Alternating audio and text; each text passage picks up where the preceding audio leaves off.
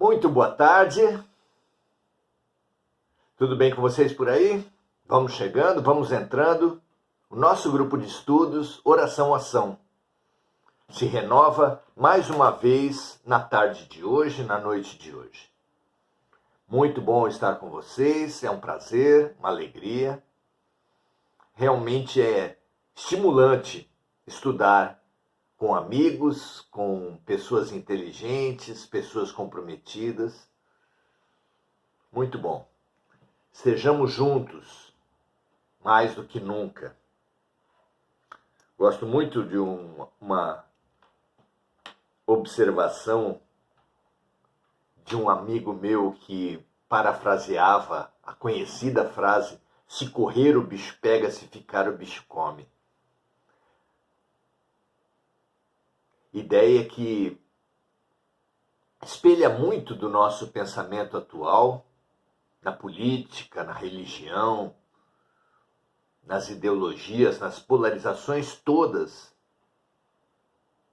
Parece que nossas opções estão corrompidas, estão subvertidas.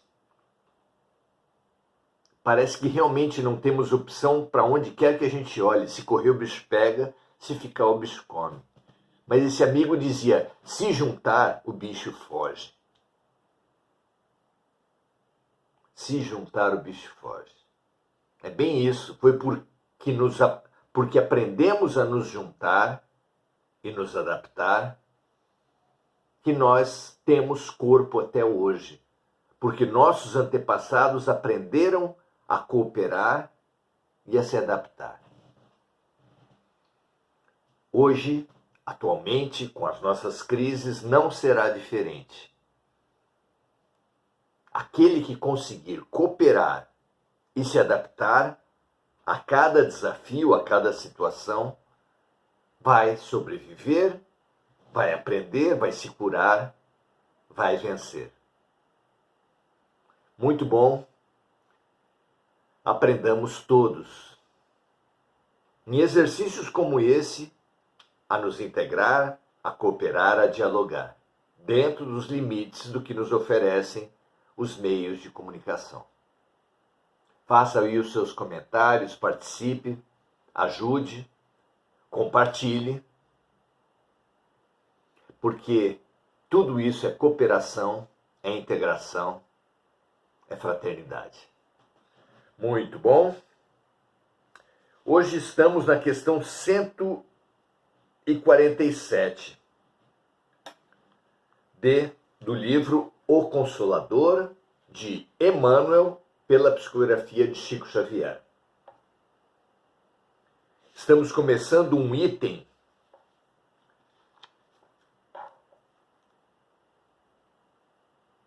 do campo de comentários relativos à filosofia. Vamos estudar diversas questões sobre a morte. Já começamos no encontro passado, indicamos, aconselhamos vocês a buscarem no encontro passado já o início da questão da passagem, do desencarne, da morte. E hoje vamos continuar nossos estudos. É a questão 147, que toca numa das crenças mais comuns, se nem sempre explicitada, se nem sempre falada, mas muitas vezes vivenciada. É a crença segundo a qual, quando morremos, nos tornamos santos, viramos santos. As pessoas, por medo da morte, por medo dos espíritos, das almas assombradas,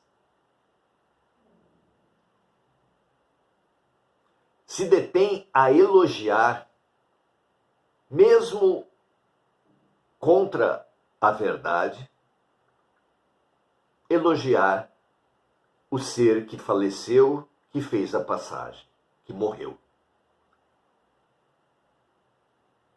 Vamos ver qual é a resposta, qual é a pergunta e qual é a resposta de Emmanuel?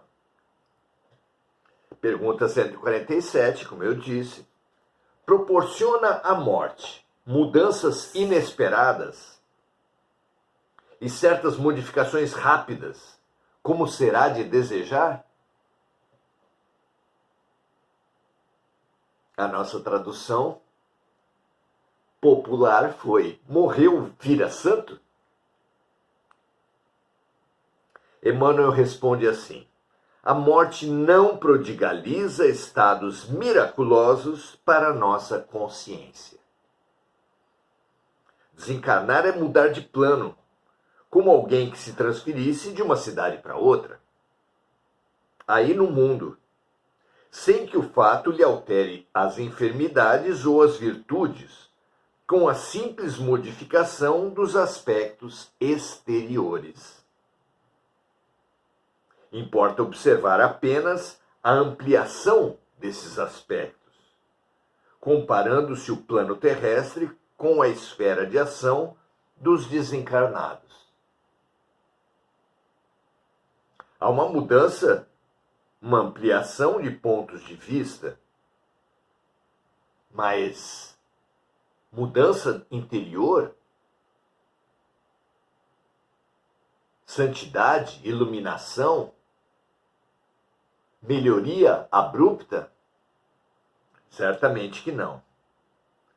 E continua Emmanuel na mesma imagem da mudança de cidade.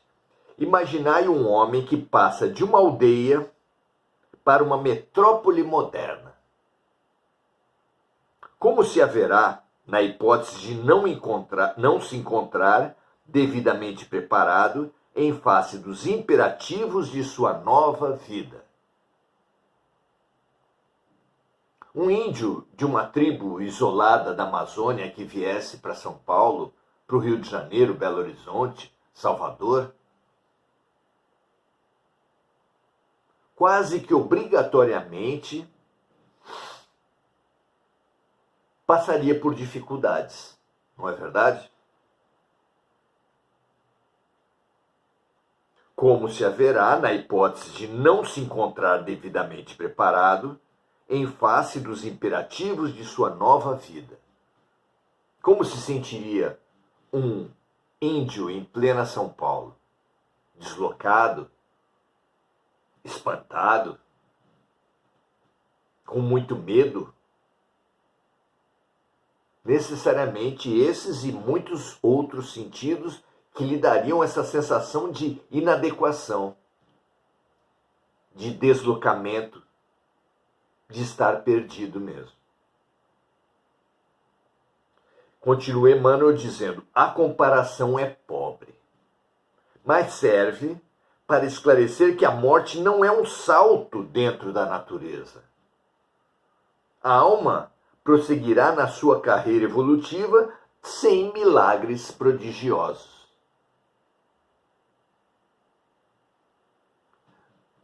Não é porque uma pessoa do campo, um indígena, vem para uma cidade que ele adquire os hábitos, os costumes, as facilidades do habitante que nasceu na cidade grande. Pode-se dizer o mesmo do inverso. Imagina um habitante de São Paulo ser colocado no Xingu, no meio da floresta. Também se sentiria perdido, com muito medo, deslocado, necessariamente. E termina Emmanuel dizendo o seguinte: os dois planos, visível e invisível, se interpenetram no mundo. Nós, no geral, pensamos numa divisão branco e preto, numa divisão rígida, fixa. Emmanuel diz aqui que os dois planos, visível e invisível, se interpenetram. Que o chamado umbral começa aqui mesmo, na crosta da Terra. Que nós mesmos somos corpos habitados por espíritos, influenciados por espíritos.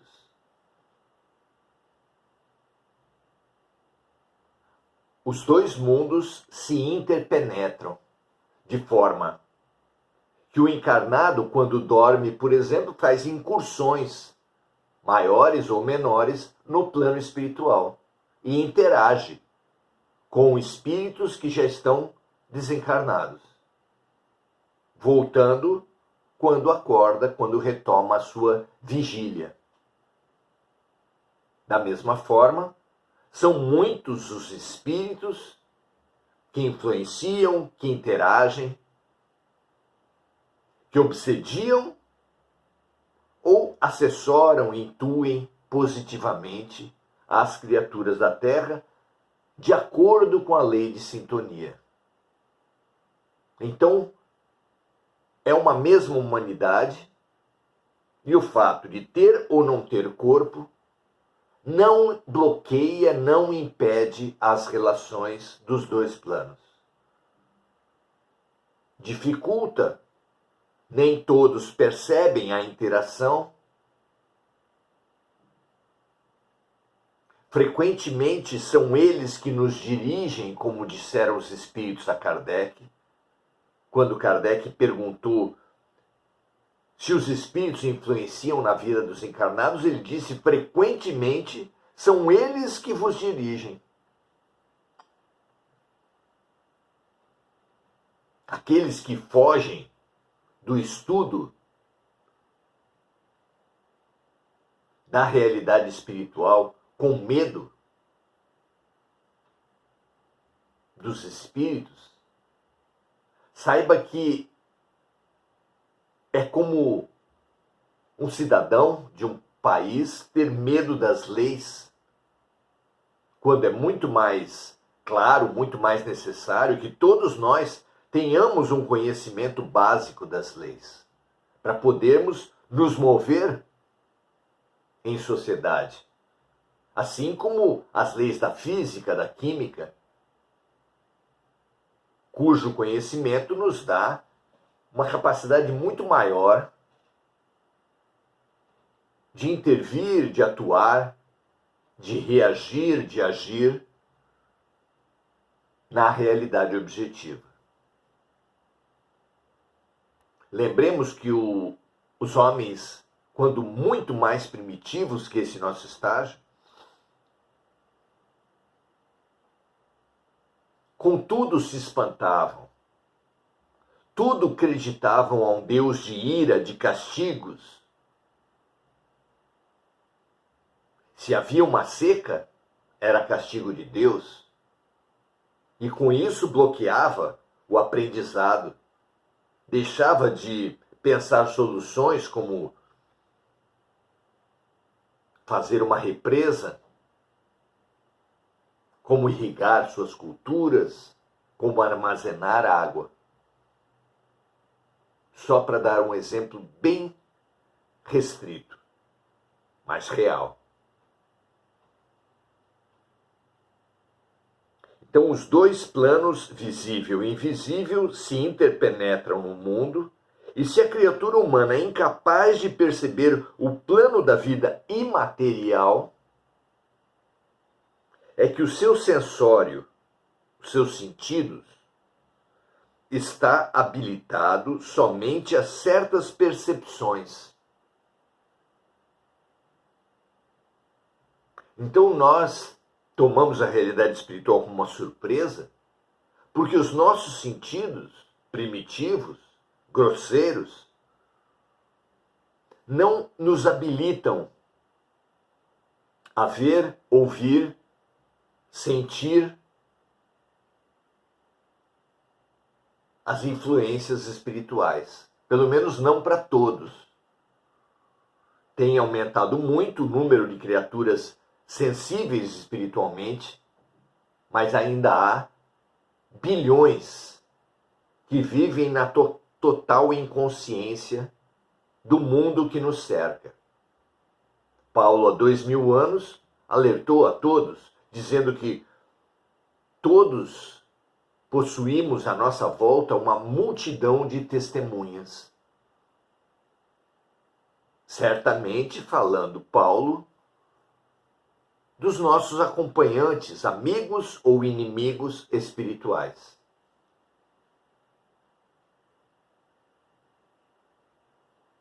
Que dizer de uma pessoa que quer nadar em mar aberto, mas não se propõe a estudar as correntes marítimas? Essa pessoa arrisca-se a se esgotar sem avançar, se tentar remar, por exemplo, contra a correnteza, se tentar nadar contra a correnteza. Já aquele que atravessa um rio, atravessa um braço de mar e leva em consideração e estuda a correnteza, será como aquele que estuda as leis da física, da química, da realidade espiritual. Conhecer os princípios que regem os fenômenos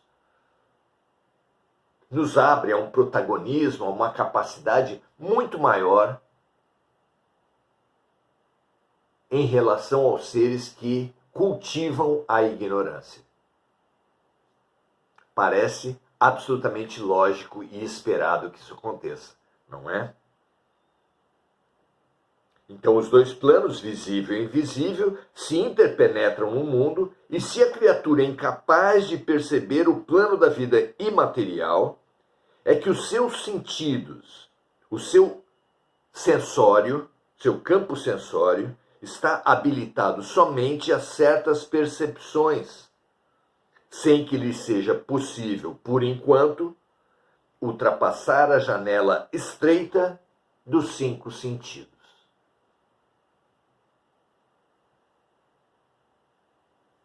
Muito interessante, não é? Então, vimos aqui que a morte não nos transforma, não santifica ninguém, mas que a vida nos transforma. Para todos aqueles que tiverem a boa vontade de observar, de refletir, de enfrentar a vida, sem fugas ao passado por se congelar nas mágoas, culpas, medos e preconceitos, sem fugas ao futuro por também nos congelar em ansiedades, controles. Quem, enfim, viver o presente em toda a sua riqueza, já que os fatos vêm a cada um pela lei de atração, atendendo a profundas necessidades de todos os envolvidos, que nós percebamos essa realidade e nos dediquemos à vida, sem preocupação maior com a morte, exceto a preocupação de não buscá-la, de não nos expormos desnecessariamente. Mas quando for necessário, que nós nos entreguemos ao momento, enfrentemos os perigos da vida. Muito especialmente, se a causa, se a razão de enfrentar esses perigos for a prática do serviço, a prática da solidariedade, da fraternidade, a prática do bem. Que assim seja com todos nós. Menos medo da morte e muito mais responsabilidade com a vida. Que assim seja. Que toda a humanidade receba esse influxo de coragem e de prudência, que nos farão certamente aumentar em muito a nossa capacidade de vencer os desafios, de aprender e nos curar com os remédios e as lições, mesmo as difíceis, mesmo os amargos da vida. Que assim seja para todos nós. Vamos agora saudar os amigos, Enir Cajazeira, dando graças a Deus, Igor Galvão, desejando boa noite a todos, um grande amigo, Mônica Silva, lembrando de amigos encarnados e desencarnados, que todos esses que estão em nossos corações recebam nossas melhores energias, nossa maior compaixão, nossos mais bem intencionados desejos de sucesso e vitória. André Santos desejando boa semana para todos, Mônica Silva vibrando pela paz mundial e pelas vítimas dos desastres climáticos no mundo, dando boa noite a todos também, e Enir Cajazeira também dando boa noite a todos. Estimulamos todas as amigas, todos os amigos a compartilharmos essa e outras postagens, sempre que sentirmos que elas possam ser necessárias, ser educativas, ser estimulantes, ajudarem as criaturas que estão aqui. Igor pergunta: a oração faz bem aos desencarnados? Sem dúvida que sim. Mas precisamos refletir sobre o que seja a oração. Isso que chamamos oração, o mero conjunto ritual de palavras, nem sempre é considerado oração no plano espiritual.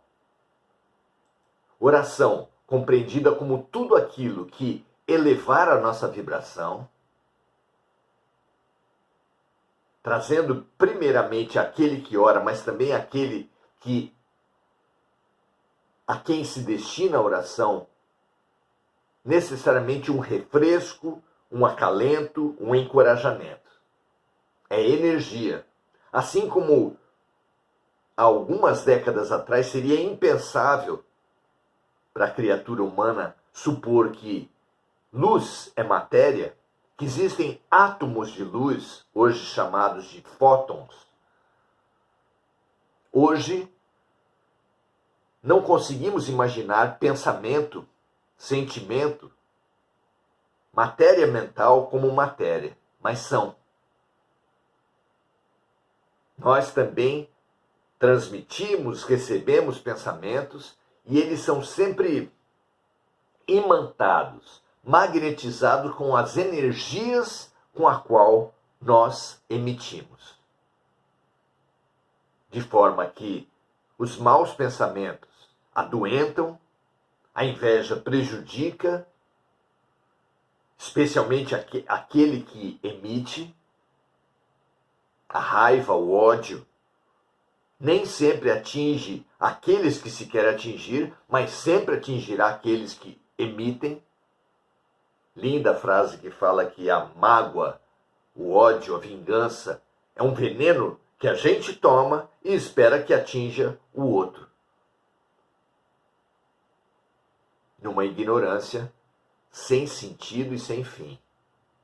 Então, claramente, a oração faz bem, a oração digna desse nome, que é o cantar uma boa música, o dançar uma boa música, o representar uma bela figura, o ler um livro edificante, um contato com a natureza de integração com uma árvore, integração com rochas, de integração com animais, de integração com a terra, com o mar, com o rio, com a luz do sol, também será, se bem vivida, se vivida em entrega, em gratidão, será uma oração. Ou seja, realmente, tudo o que elevar a nossa vibração, ajudar alguém, ser útil de alguma forma a uma pessoa que está precisando de uma ajuda. Há diversas formas de oração e nós precisamos ter todas elas à mão. Nos nossos celulares, para quem gosta de animais, temos que ter vídeos que inspirem. Quem gosta de planta também.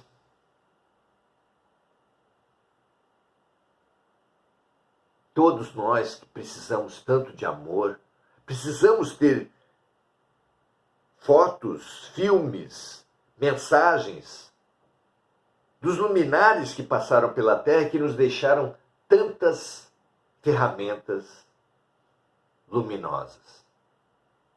Tudo isso, todo pensamento e sentimento bem vivido, com gratidão, com senso de serviço, de fraternidade, com humildade, sem arrogância, será oração e fará bem para aquele que emite e também para aquele que recebe. Muito feliz por todos, uma alegria estarmos juntos. Continuemos estudando a morte, amanhã continuaremos, porque, como se diz na psicologia, na sociologia, na antropologia, morte é o grande fantasma. Morte é a grande fronteira. Vencer a morte, matar a morte, é o objetivo maior da fé, da filosofia, da expansão da consciência. Nada há para temer. Quando alguém troca de roupa, especialmente quando troca de roupa para uma vestimenta melhor, nenhum medo, nenhuma apreensão, nenhum mal pode advir. Que assim seja. Um grande abraço a todos. Amanhã estaremos juntos. Compartilhe se você entender que pode ajudar alguém. Grande abraço e até amanhã.